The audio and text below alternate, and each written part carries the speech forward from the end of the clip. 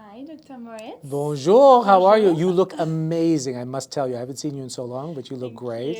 Thank So, you. how can I help you today? So, after the two beautiful deliveries of my two kids, You do, yes. I really want to introduce the work that you're doing. Okay. Because I think there's a lot of things that we can do today to help women be more connected to their health. So why don't you start by giving us a little introduction of yourself and your vision of gynecology today. Ooh, that's a big question. All right, so everybody asks me why did I go into gynecology and obstetrics and all that, because I'm a man, right? And it doesn't seem natural. But my mother was a midwife, so I always used to hear stories about deliveries. And growing up, when I became a doctor, she was like, don't cut an episiotomy. That was this thing that she would say every night when I would tell her I delivered. Did you cut an episiotomy? I said, no, I didn't cut an episiotomy. So that was my bringing up. And on my father's side, it was interesting. I was just thinking about it on my way over here. The one thing that he always asked me every day was, were you nice to your patients? So I had one side said, don't do any episiotomies, and the other one was said, make sure he was nice to his patients, because he had bad experiences with doctors before.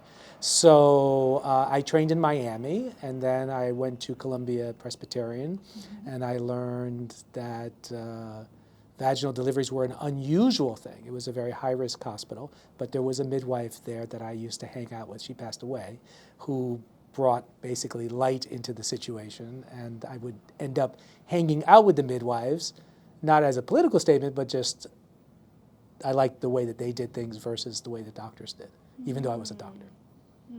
To understand why maybe vaginal delivery was so unusual? It was unusual. It was unusual because we were such a high-risk place, and we were getting a lot of referrals for triplets and conjoined babies and women that really had to have a medicated delivery. So I understood the medical part of it, but I also stood that not every single delivery was an abnormal delivery, and not every delivery should be treated as a disease. And that was a big, because it was a very disease-oriented hospital, which we need, but at the same time, there has to be a place to treat having a baby as not a disorder, but as a natural function. So then that brought me to Roosevelt Hospital, which you know, which had a whole birthing center, and I became the director of the birthing center, and I had all these midwives working on me. And then I built my own birthing center later on, and I got involved in, I guess, the natural childbirth movement by a movie by Ricky Lake called The Business of Being Born, which I tumbled in by accident, and some other movies and other things like that. Yeah, that was pretty big. I remember that movie. Do you remember my PCOS condition? I do remember your PCOS condition. So could you tell us a little bit more about this condition and how you witnessed the healing of my condition? Right. So PCOS is got to be one of the most complicated, complex conditions, not disease. So I want women to remember, it's not a disease. It can come, it can go. It's not a lifetime sentence. And there's different kinds. Now you, looking at you, you're not the classic PCOS woman, because usually PCOS is somebody that's a little overweight, has some hair, has some boutons, pimples, has irregular cycles, has difficulty getting pregnant sometimes, cannot lose weight, very difficult to lose weight, and have those issues. That's one kind of PCOS, that's the majority. And then there's your kind of PCOS, which I call the model PCOS, because you look like a model, and you don't expect somebody, because they don't fit the profile, to have PCOS, but basically with the PCOS, they don't ovulate, so getting pregnant is difficult. And you overcame that, so why don't you tell me how you overcame that? Well, I used reprogramming of the subconscious trauma that I went through. I worked a lot on what was blocking me emotionally. And it took me 9 months. To really, I did a lot of what I call subconscious reprogramming. I also use acupuncture. I know that that's something that you actually also I'm a huge fan of, Absolutely. And when I first met you, you didn't exactly have that same thought, because you're like, I'm not going to get pregnant, I know I have this. I'm like, you got to trust in yourself. You're going to get through, you're going to get pregnant. I remember those were not my last words to you, but during that time that you were trying to get pregnant, I'm not going to get pregnant. I said, you will get pregnant. I struggled for 2 years with no cycle at all. Complete amenorrhea for 2 years. and working on my emotional body, working on herbs, Yeah. you know, like the diet, obviously. Right, right. Which all is of- hard for you because you don't need to see with my other patients with the classic PCOS, it's so easy because I come in, I say, lose weight. And usually that can fix it. Now, It it's helps. really hard to tell somebody to lose weight, and they say, but I have a difficulty. So now we have different ways of helping people lose weight. But your kind of PCOS, which I call the thin PCOS, is the hardest one to overcome. It is really, really difficult because diet is probably already good. It was pretty good. Yeah. It was really the emotional body. Yeah, faith is, we don't talk about it in medicine because we don't feel comfortable talking about faith, but you got to have faith in yourself, and you got to know that you're going to get through it. Especially if somebody tells you, you're going to overcome this, you're going to do it. Yes. Yeah, no, definitely. And also just addressing these issues. Right. So we're talking about the trauma, the emotional body that needs to be addressed. And I remember having this conversation with you, and you were telling me, you know, sometimes women don't really want to address the issues or what they've been through, or don't really recall their trauma, because a lot of thing about trauma is that you forget about it. Right. You know, the mind makes sure that you forget about it so you can move on. So what do you think women won't address their trauma or abuse to healthcare practitioners? Right. So it's really, this is such an important question. So we're now at a different place in my life where I'm only doing gynecology, and I'm doing much younger women. And I'm working at this place that we're all sitting at called TIA, which actually focuses comprehensively on women. And we worked on the medical record, and one of the questions that we ask is, have you ever experienced trauma? And we just leave it like that. We don't say sexual trauma, we don't know what trauma, we kind of imply that. And I would say in an informal way, 70% of the people that come here say yes. Then the next question we ask is, would you like to speak to a mental health professional about the trauma? And most people say no. So what does that tell you, Julie? That's interesting. So we ask the right question.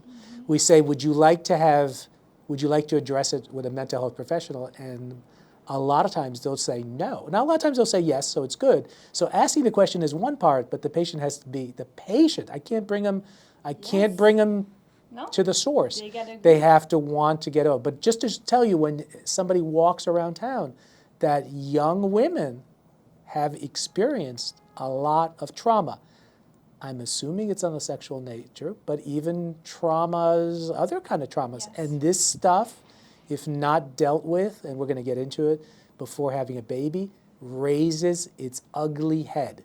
There are stories, and I've been through it myself, of people that have been violated who see that person in the kid when they deliver it and start freaking out. Now imagine that you just delivered their newborn, and they can see and remember back things like that. So this trauma is on people, and it's causing this stress that they don't think it's causing it, but it's really causing the body to shut down in ways. Totally. I mean, as you know, I've been sexually abused when I was a child by Right. my own father. Right. Which is really what I had to work on for my first That pregnancy. that must be that like condition crazy. of PCOS, Right. you know, was definitely here Right. because of that. There was a big blockage of me. It probably was. It could be because Yeah, you don't meet any other criteria. No, You know. yeah. And if you think about it, you maybe didn't want to get pregnant, saying on an unconscious basis because of that bad experience, and that was preventing you from getting there. Yeah. I mean, I will go even. But it's scary to confront your demons. It's a lot of work, and it opens up sometimes like a scar on your hand. You look at it and you're like, I have a scab. As long as I don't touch that scab, it must be okay. But as soon as you start touching the scab, it starts bleeding again. So it's tough, and you got to have somebody there that's supportive to get you through it. Right. Yeah. That's why they don't maybe talk to practitioners, because Absolutely. maybe they don't feel that safe talking about their emotional bodies, because you know what you hear a lot when you struggle to get pregnant is like, oh, you're young, or oh, it'll come. Or like when you have a miscarriage, oh, you can try again. Like Yeah. there's no emotional support usually. Absolutely. We're guilty. Yeah, there's a absolutely. lot of not really like care about the emotional support. I mean, women have hormones and Right. that really make us go Right. through deep emotions. Right. And times have changed, because before we would live near our mother, near our aunts, near our sisters and all that. So we would have this kind of community where you had people to bounce things off. But now you're in New York, your mother's in this town, your aunt's in this town, and everybody's separated. So that's a big factor also. Well, and our mother did not have good experiences. Got you. Every time I asked two women of my age, so around like 35, 38, and I asked them about their own birth, right? Yeah. Oh, my mom, she had like this traumatic birth. They had to have the forceps, Right. or this and Right. this and that. Well, that was every birth Nobody back then. Right. breastfed. Right. Basically, nobody breastfed Right. almost. Right. Like Because formula was better. Formula was better. Right. So I think there's been a lot of, oh, the doctor know better. Right. And listen, I believe in Right. science. We need Right. science. We have to have both, We but need we to need to have we both. need to go back a little bit, not away from the science, but we need to bring some of the old stuff back also, and mix. I always say high tech and high touch, and that's what we have to bring, is the touch part back. We're good with the high tech, especially in this country. You need emergency C-section. There's no place better Absolutely. than in I'm not Yes. saying in a New York City hospital, but in an American hospital, because it's going to be done. It's going to be done properly. They're not going to forget instruments inside. You're not going to bleed to death on the table and stuff like that. But we're lacking is the high touch, and people want the high touch. Right. Feeling safe and very important. tracing Right. their emotion. And that's why I create this women's circle. Right. Where we can all share about what we went through, and also like the education, right? Like most women don't even know really how the clitoris works. Right. Most women don't really understand what's happening during this cycle. Right. Well, some women, I think a majority, don't even feel comfortable looking at their genitalia or even No, they touching their don't. breast at all, because I think they've been brought up at an early age by their parents that it was a dirty area. It And is. like, don't touch it. And if they were found to be touching, they'd be, stop that, what are you doing? It is seen And, like and both that. for young boys also, if they're found touching their penis, we're like, what are you doing? Stop that right away. Well, that's a natural kind of thing. Babies do it in the womb. Yeah. I've seen babies playing with their penis in the womb. So, No, totally. It's about education and educating ourselves again about Right. what is actually happening and what are we capable of, like healing our conditions, Right. PCOS, endometriosis, right, even the heavy cramping. I have Right. women that like are on the floor for a full day because the cramps are so heavy. If they knew about the breast massage, the Right. womb massage, Right. the herbs, everything Right. that can help. and doctors know, I can tell you nothing about this. But it'd be nice to mix, like for endometriosis, to get the right testing and MRI, or sometimes even surgery, or even medicines, and mix it with the high touch part. It would be a great thing. So do you believe Women's Circle and holistic emotional healing can play a role in helping women? Well, I think Yes. it can only help, right? How can it hurt somebody? You cannot. No, and like I said, I don't want to sound like I'm repeating myself over and over, but as long as you don't go all in the touch, and as long as you don't go all in the tech, I think mixing of the two is definitely a place to go. You don't Yeah. want to miss anything by doing the high touch, but at the same time, doctors have got to get better at working with somebody like you that can bring the touch part, because they don't feel comfortable, and I don't feel comfortable. I'm not good at it, but you're No, better at it. But like women Yeah. should do that. Right. And women Right. that have experienced themselves Right, healing right. and Well, somebody orgasmic like birth you, and things somebody like you that. that's been through trauma is a Right. very valuable person, because you bring your own experience to it. Yeah, you get deep. Yeah. Yeah. So can you see in the future Women's Circle in healthcare institutions like TIA or even hospitals like birth centers? Yeah, we're doing it at TIA a little bit different, because we're doing kind of not a birth circle, but they're doing like mental health circles where people with the same issue Yeah. can listen to other people. Yeah, It's that's kind of a circle, important. like where you sit around. It's happening in obstetrics, in real medical obstetrics, of doing group visits that basically people around the same time of pregnancy will talk to other people, and then they'll break down and see their doctor or midwife for a short period of time. So like community birthing, which is good. Okay. And then there's your birth circle, which is more curative and more of a healing birth circle. Yes. Right. And they're tutorials. different. Yeah. And meditation and grounding and yeah. leading kind of There like you a go. good vibe. Yeah. I just have one last question Sure. about how, women are prepared a lot by the social media and everything to expect the worst, as you were saying, like for birth and, like... Well, we're good at that in this country, of scaring people to death about everything. You have cancer. You have this. You have that. You could die in childbirth. I'm like, whoa, whoa, whoa, slow down. Hold on. Childbirth, I know a little bit about. You're not going to die in childbirth. Yes, it's risky. There's some risks. But you got to trust that we're not going to let you get into that mess, and that it's a natural process, that with the right support like yours, that somebody can do it. The first thing that you need to do, and we need your help on, is to eliminate the person's fear. Right. And that's a big one, because Exactly. in this country, we're made to be fearful of everything. You could die doing this. Okay, but you're probably not going to.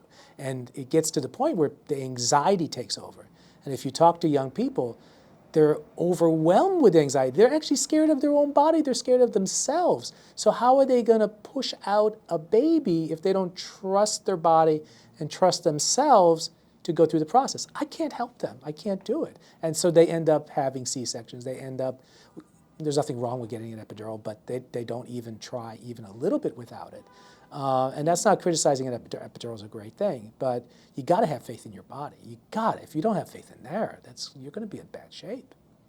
And that starts when you're teenagers, as you were saying. That's why also I think it's important today to educate the teenagers, especially young women, about the cycle. Right, right. And their anatomy and what their body looks like inside. Well, like you were talking about, like in a 3D image, like that's inside me.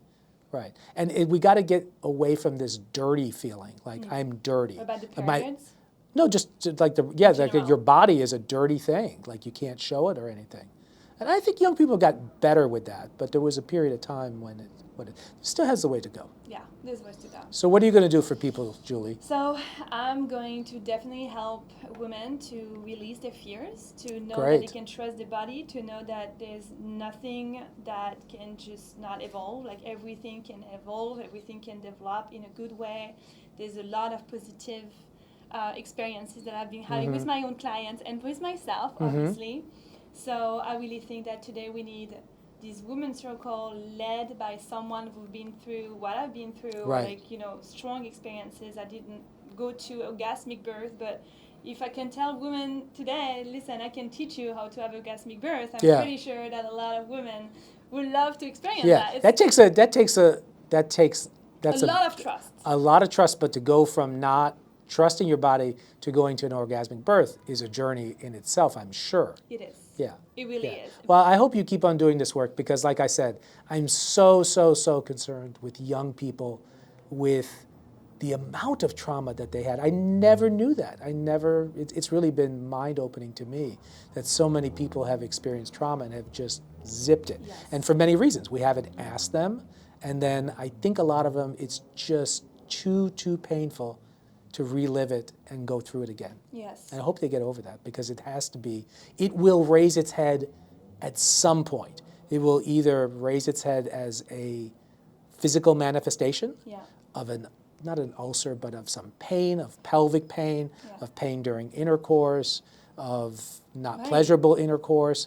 And how can it be? Because if that was an area that was violated, how can you ever get out of that of being a violated area? It's very difficult. And again, this is never stagnant. Like we can really help. I know I've been helping a lot of women with that. One of my big wins is when women calls me, it's like, oh my gosh, I had an orgasm for the first time in years. Yes, you can finally feel more empowered and happy and have some joy of life too. You know, life shouldn't be just suffering. And I feel like way too many women go through their life on a daily basis suffering from something from the body. Right. Great. Thank you so much. No problem.